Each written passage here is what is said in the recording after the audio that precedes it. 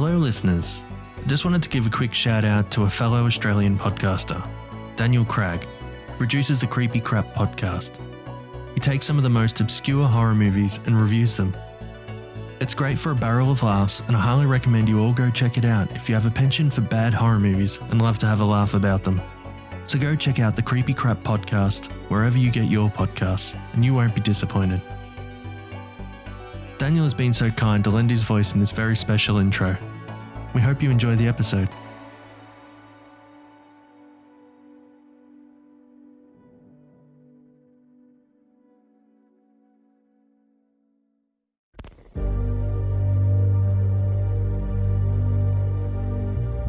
Hello. Can you hear me? Make sure you take the right door on your way down. There's no telling where you'll end up.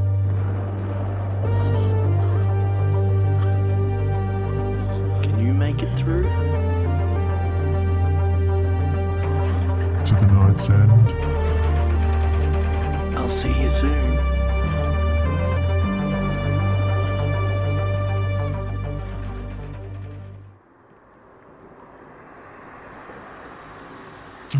Friend, I've been waiting for you to arrive. I have something of a predicament and hope you can help. Come with me. You see, we have many rooms down here. For every one that you have already visited, we have 1,000 more. Well, I can't actually tell you how many we have if I'm honest. There are many that I haven't even seen. Many stories never before heard by anyone. I was heading down to visit Beatrice. You remember her, don't you? From one of the first times we met. Well, anyway, I was walking down and I noticed the door partially ajar. Hello, is anyone there? It was in our video room. It's where we keep a copy of every B-grade horror film ever made. A treasure trove of entertainment. Beatrice loves them all.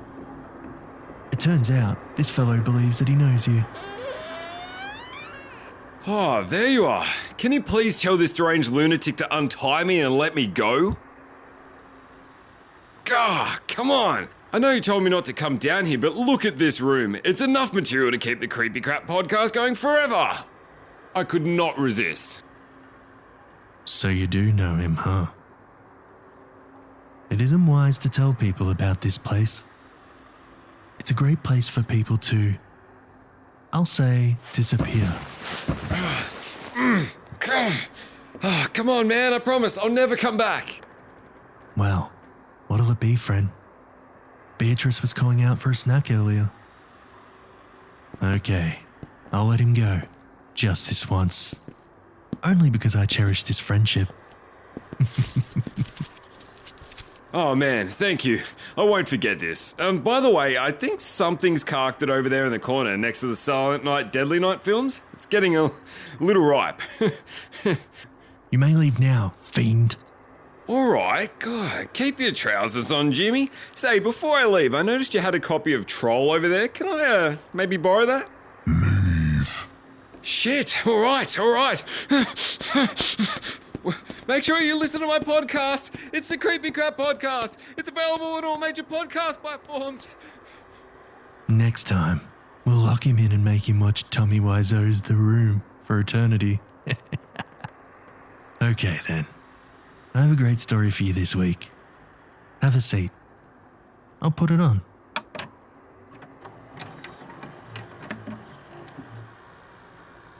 Purple Twilight. Written by Ryan Benson.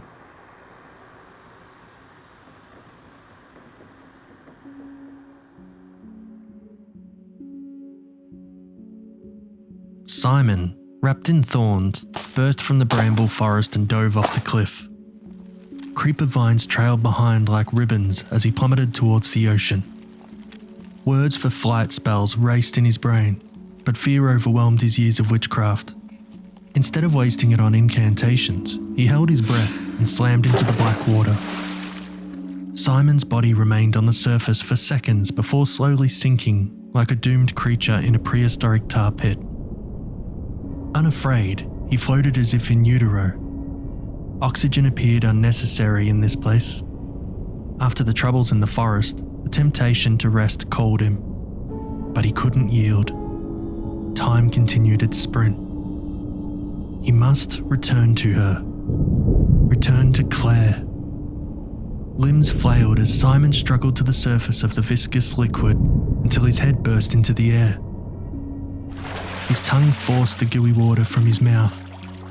It fell to the sea in globules, creating slow expanding ripples. Lazy waves bobbed him up and down. What now? The shifting water pushed him over a crest, and he spied an empty rowboat. The vessel remained still, like a painting, and Simon gave chase. Sticky, dark, web-like trails stretched between his body and the sea as he pulled himself onto the boat. The ebony molasses slid off his skin, including his scalp. He had shaved his head bald to emulate his idol and successful occultist, Aleister Crowley. Claire loved it. Black drops fled into the cracks between the wooden boards like children fleeing to their mother. Simon gazed at the purple sky. Neither sunset nor sunrise generated the hue. The atmosphere's molecules seemed to take on the unnatural tint instead of the usual blue. A plum-coloured sun, several shades darker than the rest of the heavens, hung high above him. The forest canopy had hidden the distant sphere now revealed to Simon by the open ocean. Stolen purple light reflected off the sea, reminding him of polished obsidian. A 360-degree turn revealed scenery devoid of anything, save the sun and 3 black specks circling above. Even the forest and cliff had disappeared. Simon assumed the specks were seabirds, but couldn't be sure. Without land in sight or a compass, rowing in the sun's direction made as much sense as anything else. Memories faded fast in the purple twilight. How had he oriented himself in the forest? Was he running to or from something in the thorns? Moreover, how had he arrived here, in this world? I'm not in Kansas anymore, Toto. Simon stopped rowing. Previous attempts at breaching dimensional barriers failed spectacularly. He felt the obsession to transcend the line between life and death interwoven in the fabric of his being. Claire had stopped him midway through their one attempt to shatter the barrier. She refused to help him a second time. "Dead is dead.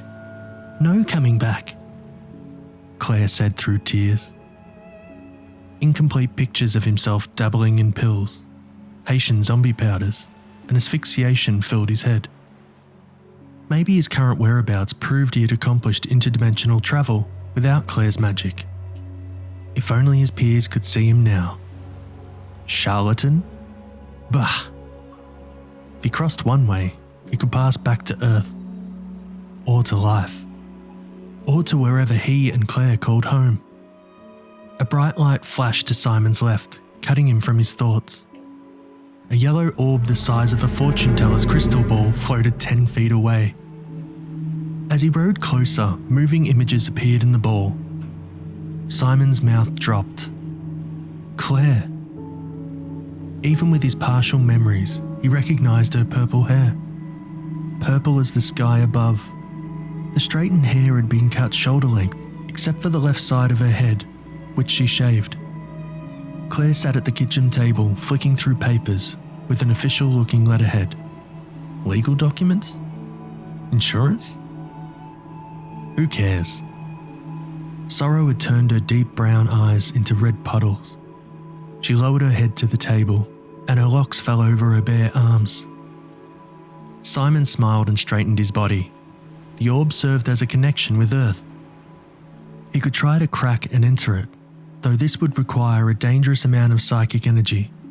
Perhaps he should search for open gates elsewhere. As Simon weighed the risk, a memory fired into his brain.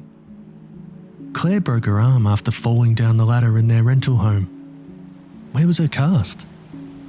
The ER doctors assumed he'd injured his girlfriend, and he had.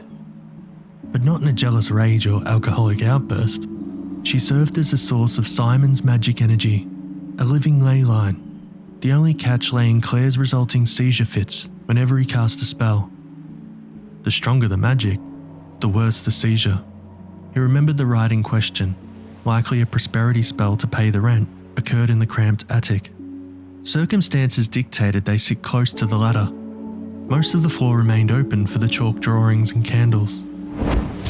Claire's convulsions knocked her down the trapdoor. When she hit the lower level, their connection terminated. What a waste. The casting happened just days ago, didn't it? Memories didn't fade. The purple twilight plucked the recollections from his brain and devoured them. The clock ticked away. Deafening screeches broke the silence, and a burning sensation emanated from his shoulder. 3 ebony birds the size of horses circled above him. Dark specks no more, Simon thought. They glided on broad wings like vultures, but possessed black-fanged beaks dripping gelatinous drool. Most disturbing was their lack of eyes. An adult life spent obsessing over the occult kept Simon from panicking. He recognised the monstrous avians from one of his tomes. Without eyesight, these demons hunted astral travellers by the scent of their souls. As the creatures dove near him and pulled away, he saw his blood on one of their talons. It had sliced him with such surgical precision, he barely registered the strike except for the resulting pain. Simon stood tall in defiance and recited a fire hex. Spells were etched deep into recesses of his brain, once reserved for information like his home address and parents' faces. One of the abominations exploded into flames and then dust. The remaining 2 birds ascended into the sky, reverting to specks once more. Simon smiled and turned to the orb. Claire lay on the floor, clutching her head. His smile dissolved. Remember, spells supersede discomfort. Claire was his rechargeable battery. She always recovered. Simon resumed his course to the sun.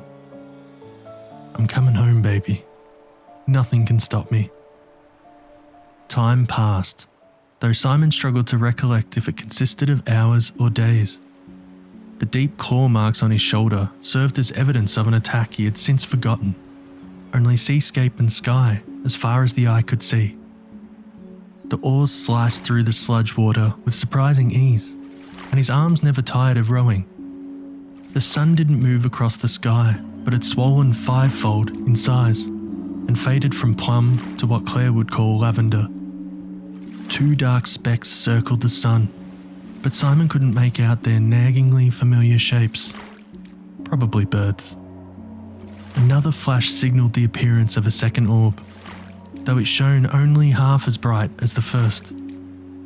Simon detoured to the sphere, desperate for another view of Claire. Claire sipped coffee from a mug and played on her phone. He recognised the kitchen table she sat at, but not the white cabinets behind her. Over Claire's objections, Simon had painted the cabinets black. He remembered the fight. Something else was different.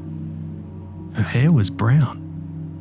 Furthermore, locks cascaded over her shoulders and down her back in thick ringlets. Simon tried to remember if she'd been blonde or red-headed, but neither fit the smooth ochre colour of her skin. She looked uncharacteristically happy and content. Claire often joked they shared melancholy as their default emotion. They attracted each other like dark, brooding magnets. Screeches in the sky triggered deja vu, allowing Simon time to duck and avoid the razor nails. The bird duo dive-bombed the boat. He'd driven them away before. But how? Simon swung an oar and cracked open one creature's head. It fell lifeless into the black water, resting on the surface. Green ichor oozed from its skull before it sank into the depths. The remaining monster hovered in the air, squawking something in its language that Simon took to mean, "Damn you, Simon." "We're both alone now, birdie." Simon swung the oar again. Instead of catching the demon on the crown of its head, the creature grabbed the paddle in its beak. The beast set its talons on both port and starboard sides of the small boat, almost straddling Simon. The stench of urine and rotting flesh seeped from the bird, stinging Simon's eyes and throat. Tug of war ensued, and the creature danced around the lip of the boat. Dark water sloshed onto both competitors, and they listed port side under the beast's weight. Simon threw himself back to steady the vessel, but it continued inching towards capsizing. He mumbled angry obscenities and let go of the oar. The creature backflipped twice, and one wing hit the water. The greedy ocean swallowed more of the bird as it struggled to fly. Squawks filled the air. Only seconds passed before it submerged into the blackness. Without pause, Simon furiously slapped the remaining oar at the water, but the boat only drifted in a circle. He growled, "I need a spell." Simon released the oar, resigning it to the blackness. He looked at the image of Claire and thanked the gods. Arcane words flowed from his lips to form a locomotion spell. Golden light surrounded the vessel. Where to? Simon thought. Towards the sun? It's as good a direction as any. The front of the boat pointed to the sun like a compass needle to true north. Wasting magic on this spell wasn't prudent when he had the oars, but he couldn't float aimlessly forever. Simon admired the purple sky. Claire's hair had been purple. He took one last look at her. Claire's clenched hands had shattered the mug, and she shook in her chair. Blood flowed from her nose and mixed with the white foam of her mouth. Is the blood normal? The boat moved from the orb. I'll hold you soon. Without rowing to keep him engaged, comfort and sleep fought to swallow Simon as readily as the ebony water. The sun swelled to a third of the sky, bloated and grey. It almost touched the horizon. Simon had travelled incalculable amounts of time and distance, but hadn't found home. Though the sun changed in shape and colour, it never rose or set. It offered no phase, tempo, or count. Neither did his body. The scalp remained clean-shaven, and the fingernails hadn't grown. Both his memory and chance of returning home shrank with every minute spent in the purple twilight.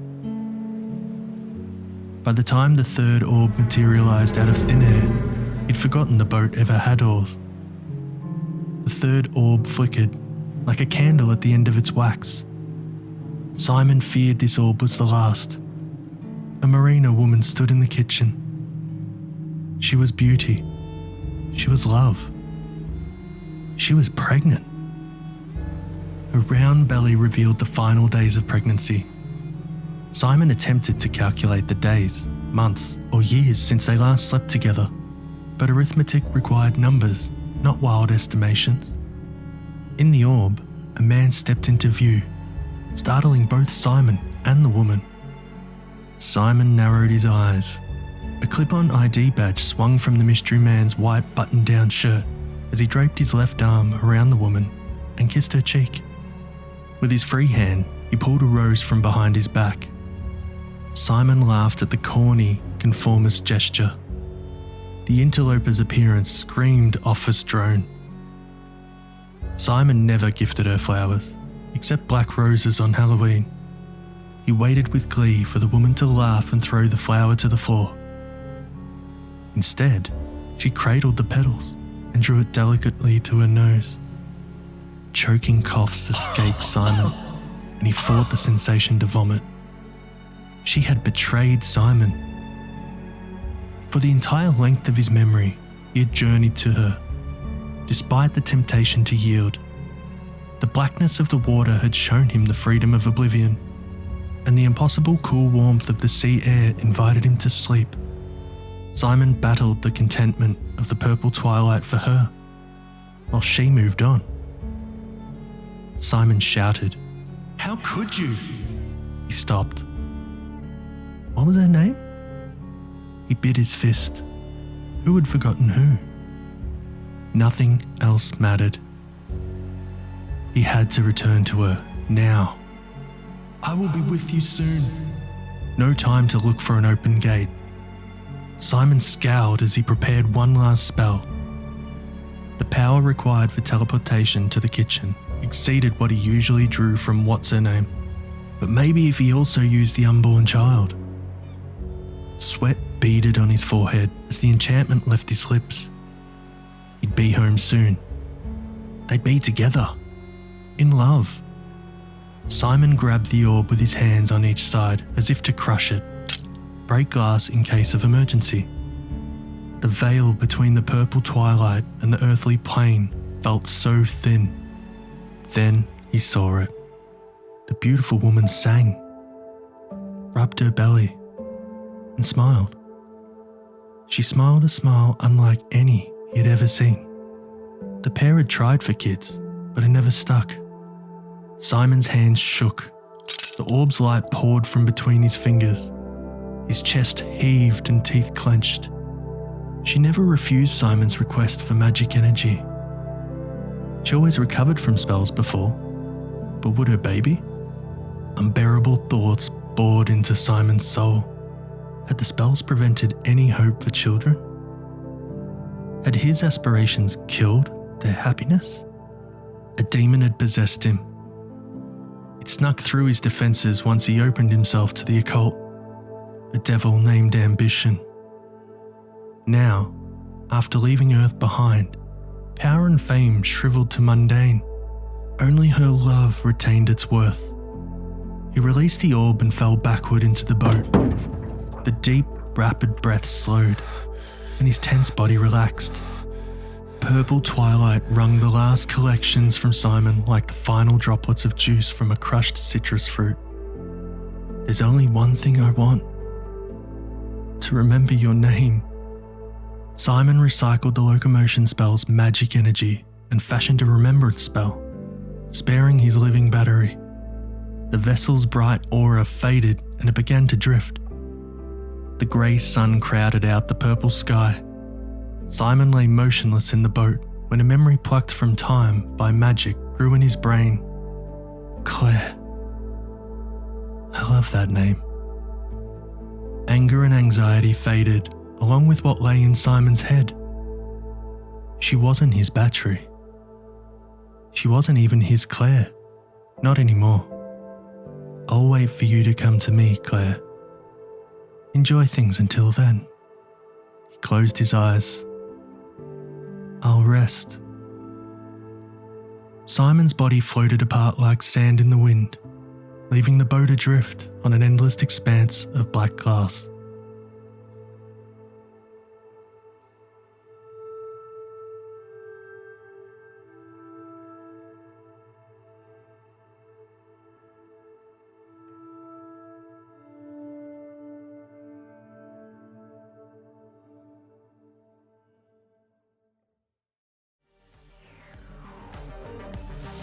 Purple Twilight was written by Ryan Benson. It was first published in the Siren's Call Publishing e-zine number 44. You can find Ryan on Twitter at Ryan W. Benson and Instagram at Ryan Benson Author. If you have any feedback or suggestions for the podcast, please email us at theeditor@nightsendpodcast.com. Thanks for listening. Stay horrific, everyone.